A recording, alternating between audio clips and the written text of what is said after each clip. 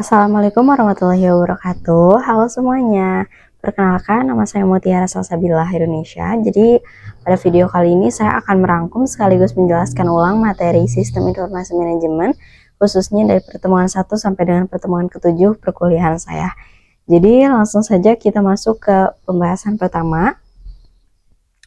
Oke, yang pertama ada pengertian Sistem Informasi Manajemen. Nah, kita mulai dari konsep yang paling mendasar, yaitu pengertian Sistem Informasi Manajemen atau SIM. Nah, secara sederhana, SIM ini adalah sebuah sistem yang berfungsi untuk mengumpulkan data, kemudian mengolah data tersebut, dan akhirnya menghasilkan informasi yang bisa dipakai oleh manajer untuk menghasilkan keputusan. Jadi, SIM bukan hanya tentang sekadar tempat penyimpanan data, tapi benar-benar jadi alat bantu manajemen dalam memahami apa yang sedang terjadi dalam organisasi. Nah, kalau diibaratin itu SIM kayak otak tambahan bagi perusahaan ya, karena melalui SIM, perusahaan bisa melihat gambaran besar dari seluruh aktivitas yang terjadi, mulai dari penjualan, stok barang, keuangan, hingga kinerja karyawan. Nah, semua itu disajikan dalam bentuk informasi yang jelas, sehingga manajemen tidak perlu menebak-nebak lagi. Dan perlu digarisbawahi juga bahwa SIM ini bukan hanya sekedar bicara tentang teknologi atau komputer. Di dalamnya tetap ada manusia yang menjalankan sistem, ada prosedur kerja yang mengatur alur proses, serta ada teknologi yang mendukungnya. Nah, semua elemen itu bekerja bersama-sama agar informasi yang dihasilkan benar-benar bermanfaat. Oke, selanjutnya ada komponen SIM. Nah, selanjutnya kita masuk ke komponen-komponen utama dalam SIM ya. Nah, setiap sistem informasi itu tidak mungkin berdiri sendiri tanpa fondasi yang kuat. Dan fondasi inilah yang disebut komponen SIM.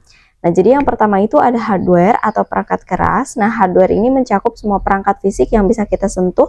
Contohnya itu komputer, laptop, server, printer, scanner, mesin kasir, hingga perangkat penyimpanan seperti hard disk atau SSD. Jadi tanpa hardware, sistem tidak akan bisa berjalan karena hardware adalah tempat proses dijalankan. Yang kedua ada software atau perangkat lunak. Jadi software adalah aplikasi atau program yang digunakan untuk mengolah data. Ini bisa berupa software akuntansi, aplikasi inventory, sistem kasir, aplikasi HRD, hingga sistem ERP yang lebih kompleks. Nah, software inilah yang menerjemahkan data menjadi informasi yang lebih bermakna. Selanjutnya ada database. Nah, database ini berfungsi sebagai tempat penyimpanan seluruh data yang dimiliki perusahaan. Di sini semua data dikumpulkan, disimpan secara terstruktur, dan dapat diakses kapan saja saat diperlukan. Nah, database ini penting banget karena menjadi sumber utama dalam proses pengambilan keputusan. Yang selanjutnya ada prosedur kerja. Nah, kalau komponen ini seringkali dilupakan ya, padahal sangatlah penting karena prosedur kerja mengatur bagaimana data harus diinput, siapa yang bertanggung jawab melakukan proses tertentu, bagaimana alur kerja seharusnya berjalan, serta bagaimana sistem digunakan sehari-hari. Nah, selanjutnya ada sumber daya manusia atau people ya. Karena gak peduli secanggih apapun teknologi yang dimiliki perusahaan, pasti tetap aja butuh manusia untuk mengoperasikannya. Nah, manusia ini berperan dalam menginput data, mengawasi sistem, memperbaiki bila terjadi kesalahan, serta memastikan bahwa sistem digunakan sesuai aturan. Nah, semua komponen ini bekerja secara terintegrasi. Jika salah satu komponen bermasalah, misalnya software error atau prosedur tidak diikuti, maka sistem secara keseluruhan bisa terganggu. Oke, slide selanjutnya ada data dan informasi. Nah, sekarang kita bahas salah satu bagian yang sangat fundamental dalam SIM ya, yaitu data dan informasi. Nah, keduanya sering disebut bersamaan, tapi sebenarnya memiliki makna yang berbeda. Yang pertama, data itu adalah fakta mentah yang belum memiliki arti. Misalnya angka penjualan harian, jumlah stok barang, daftar pelanggan, atau rekaman absensi karyawan. Nah, data ini masih belum bisa menceritakan apapun jika berdiri sendiri. Proses selanjutnya adalah pengolahan data. Dalam proses inilah data-data tersebut diolah, dikelompokkan, dihitung, dibandingkan, disortir, dan akhirnya disajikan dalam bentuk yang lebih rapi. Hasil pengolahan data ini disebut informasi. Nah, informasi yang baik harus memenuhi beberapa kriteria. Yang pertama itu ada akurat ya, artinya informasinya ini benar dan tidak menyesatkan. Yang kedua ada relevan, yaitu sesuai kebutuhan pengguna. Yang selanjutnya adalah lengkap, artinya tidak setengah-setengah. Selanjutnya ada tepat waktu atau tersedia pada saat dibutuhkan. Jadi, mengapa informasi ini penting? Karena informasi menjadi dasar manajemen dalam mengambil keputusan. Tanpa informasi yang berkualitas, keputusan bisa salah arah dan berdampak besar bagi perusahaan. Selanjutnya ada komponen teknologi informasi. Nah, dalam konteks SIM, teknologi informasi atau TI menjadi fondasi utama. Semua proses yang ada di SIM ini sebagian besar bergantung pada TI. Komponen TI itu meliputi hardware, software, database, jaringan komputer, dan people ya, yaitu manusia yang mengelola dan mengawasi sistem. Jadi jika salah satu komponen teknologi ini bermasalah, misalnya jaringan lambat, database rusak, atau software mengalami error, maka aktivitas operasional akan terganggu. Maka dari itu, perusahaan harus memastikan bahwa seluruh bagian TI dipelihara dengan bijak. Slide selanjutnya ada basis data dan manajemen data. Oke, jadi database ini sering disebut sebagai jantung dalam sistem informasi ya. Karena semua data penting perusahaan, baik data operasional maupun data historis, tersimpan di dalam database agar mudah dicari dan digunakan kembali. Nah, untuk mengatur database, digunakan sebuah perangkat khusus yang disebut dengan DBMS atau Database Management System. Nah, di DBMS ini bertugas untuk mengatur siapa yang boleh mengakses data, menjaga keamanan dan kerahasiaan data, menjaga konsistensi data agar tidak terjadi data ganda atau data rusak, mengatur struktur tabel, relasi, dan format penyimpanan. Nah, manajemen data juga meliputi proses backup ya, yaitu menyimpan data cadangan secara berkala untuk mencegah kehilangan data. Selain itu, ada proses recovery, yaitu pemulihan data apabila terjadi kerusakan atau kegagalan sistem. Nah, dengan manajemen data yang baik, perusahaan bisa memastikan bahwa informasi yang dihasilkan selalu akurat, up to date, dan bisa diandalkan kapanpun diperlukan ya. Oke, slide selanjutnya ada sistem informasi akuntansi.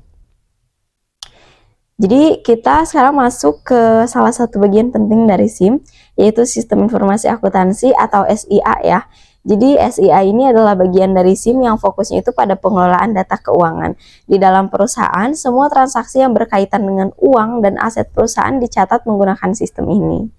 Misalnya, setiap kali perusahaan menjual barang, ada transaksi penjualan, ketika membeli bahan baku ada transaksi pembelian, saat membayar utang atau menerima piutang, semuanya juga masuk ke dalam sistem ini. Bahkan pembayaran gaji, potongan, tunjangan, hingga perhitungan pajak karyawan semuanya termasuk ke dalam proses SIA.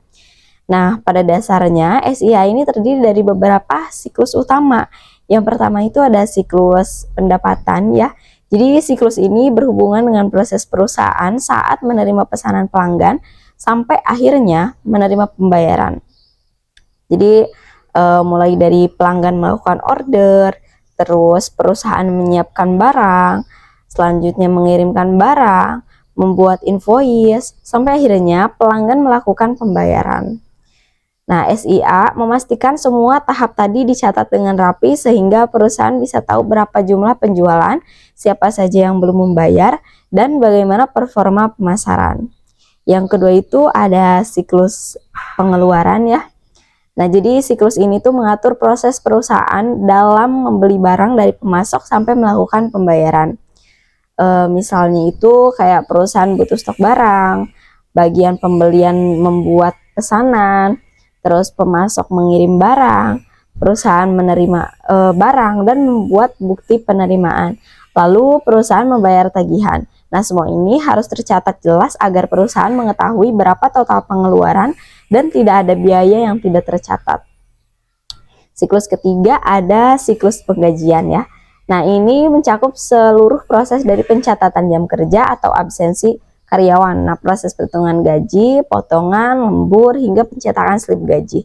SIA memastikan bahwa pembayaran gaji dilakukan secara akurat dan tepat waktu, serta menghindari kesalahan berupa gaji double atau salah perhitungan. Jadi, dengan adanya SIA ini, perusahaan bisa menghasilkan berbagai laporan keuangan seperti laporan laba rugi, neraca, laporan arus kas, laporan perubahan modal, dan laporan lainnya. Nah, semua laporan ini sangat bermanfaat untuk mengetahui kondisi keuangan perusahaan secara menyeluruh. Jadi tanpa SIA, manajemen akan kesulitan menilai apakah perusahaan sedang untung, rugi, atau stagnan. Oke, selanjutnya kita masuk ke slide 8, yaitu SIM dari perspektif manajerial. Nah, sekarang kita lihat SIM dari sudut pandang seorang manajer. Bagi manajer, SIM itu bukan hanya sekedar alat teknologi ya, tapi merupakan alat bantu utama yang membantu mereka mengambil keputusan setiap hari. Nah, dalam kegiatan manajemen ada 4 fungsi utama. Yang pertama itu ada perencanaan, terus pengorganisasian, ada penggerakan, dan pengendalian. Nah, SIM ini membantu keempat fungsi tersebut. Jadi yang fungsi perencanaan ini, manajer menggunakan informasi dari SIM untuk menetapkan target, membuat rencana kerja, dan menentukan strategi. Misalnya, data penjualan tahun lalu bisa digunakan untuk menentukan target penjualan tahun ini. Nah, dalam fungsi pengorganisasian, SIM ini membantu manajer membagi tugas, menentukan siapa yang bertanggung jawab terhadap pekerjaan tertentu, dan menyusun struktur yang jelas. Nah, dalam fungsi penggerakan, SIM ini membantu manajer memantau pekerjaan, memberi instruksi, serta memastikan bahwa tim berjalan sesuai rencana. Data laporan harian, mingguan, dan bulanan sangat membantu dalam proses ini. Oke, nah dalam fungsi pengendalian, manajer bisa membandingkan hasil pekerjaan dengan standar yang sudah ditetapkan. Bila ada penyimpangan, manajer bisa segera mengambil tindakan koreksi ya. Terus dengan aliran informasi yang terstruktur ini, manajer tidak perlu lagi mengandalkan intuisi atau dugaan semata, karena semua keputusan benar-benar berdasarkan data. Selain itu juga, SIM meningkatkan kualitas komunikasi antar bagian, karena setiap departemen berbagi informasi dengan lebih cepat dan efisien. Selanjutnya ada hierarki SIM. Jadi dalam organisasi, SIM ini tidak hanya digunakan oleh satu level saja, tetapi oleh seluruh tingkatan manajemen. Hal ini karena setiap level membutuhkan informasi yang berbeda. Yang pertama itu ada level operasional.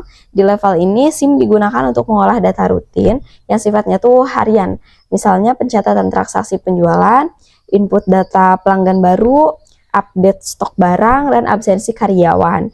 Nah, laporan di level ini tuh bersifat sangat detail. Selanjutnya ada di level manajemen menengah ya. Nah, pada level ini informasi digunakan untuk perencanaan jangka menengah. Laporan yang dibutuhkan berupa laporan mingguan atau bulanan yang berisi ringkasan aktivitas operasional. Manajemen menengah ini menggunakan informasi ini untuk mengawasi kinerja bawahan, mengevaluasi target, dan memperbaiki proses kerja. Selanjutnya ada level strategis.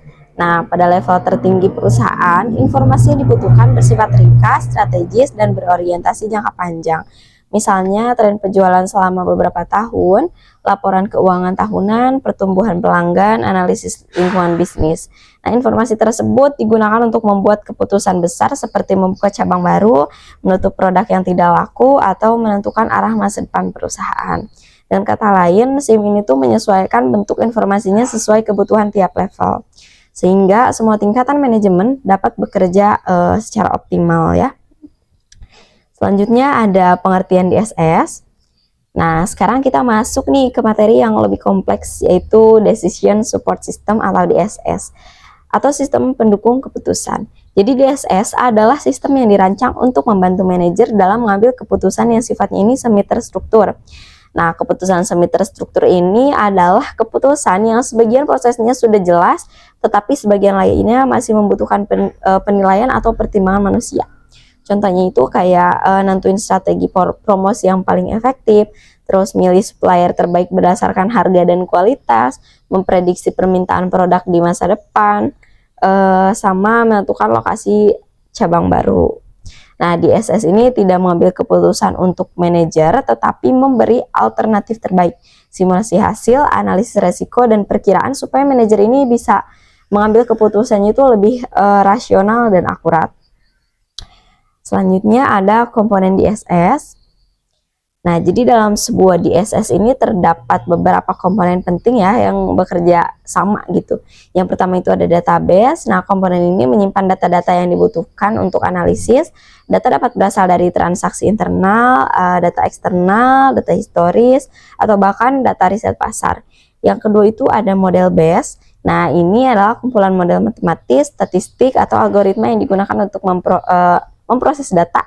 Dan model ini bisa berupa model prediksi, model simulasi, terus model optimasi, dan analisis ya, atau what if gitu, bagaimana jika. Nah, model base inilah yang membuat DSS berbeda dari sistem informasi biasa. Selanjutnya ada user interface, yang merupakan tampilan yang memungkinkan pengguna ini berinteraksi dengan sistem, melakukan input, memilih model, dan melihat hasil analisis. Selanjutnya ada knowledge base. Nah, pada beberapa DSS modern, terdapat basis pengetahuan yang berisi aturan-aturan, pengalaman masa lalu, dan logika bisnis. Jadi, semakin besar knowledge base-nya, semakin pintar juga sistem dalam memberikan saran.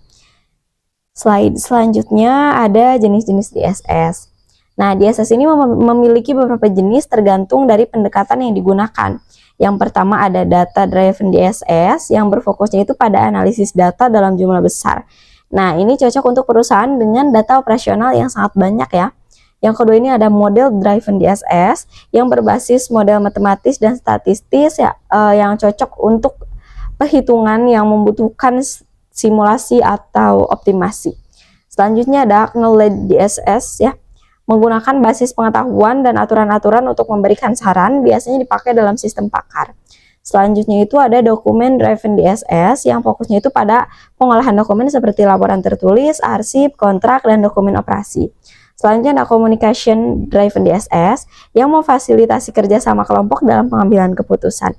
Biasanya digunakan dalam rapat online atau sistem kolaborasi. Oke, selanjutnya ada business intelligence. Nah, business intelligence ini atau BI adalah proses pengubahan data mentah menjadi insight yang bermanfaat bagi perusahaan. BI ini bekerja dengan cara mengumpulkan data dari banyak sumber, membersihkan data melalui proses ETL atau extract, transport, dan load. Selanjutnya ada menyimpan data ke dalam data warehouse. Selanjutnya ada mengolahnya menggunakan teknologi seperti OLAP. Dan menyajikan hasilnya dalam bentuk dashboard, grafik, dan laporan interaktif. Nah, BI ini membantu perusahaan melihat pola tren dan masalah secara lebih jelas sehingga pengambilan keputusan dapat dilakukan dengan lebih cepat dan lebih akurat. Slide selanjutnya ada hubungan DSS dan BI ya. Nah, DSS sama BI ini kan sebenarnya saling melengkapi ya. BI ini tuh fokus pada pengolahan data dan penyajian informasi, sementara DSS ini fokusnya tuh pada bagaimana informasi tersebut digunakan untuk mengambil keputusan.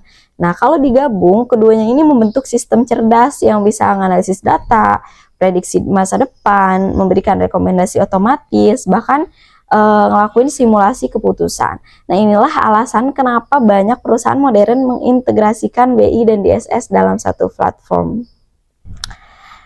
Nah, sekarang saya ngambil contoh studi kasusnya itu di perusahaan besar ya, seperti Telkom Indonesia yang memanfaatkan BI dan DSS untuk memahami perilaku pelanggan. Karena dengan sistem ini, Telkom bisa membaca pola pelanggan, memprediksi siapa yang berpotensi berhenti berlangganan, dan memberikan tindakan preventif seperti promo khusus atau peningkatan layanan. Nah, hasilnya tingkat kehilangan pelanggan berkurang dan kepuasan pelanggan meningkat.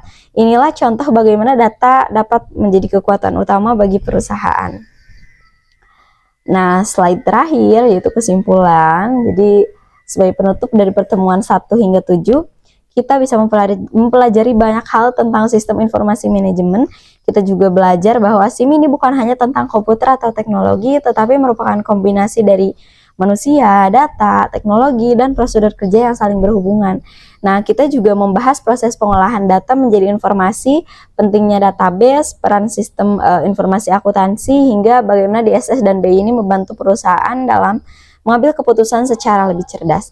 Jadi kesimpulan utamanya adalah semakin baik sistem informasi yang dimiliki perusahaan, semakin baik pula kualitas keputusan yang diambil oleh manajemen. Dan pada akhirnya keputusan yang baik akan membawa perusahaan menuju perkembangan dan kesuksesan yang berjangka panjang.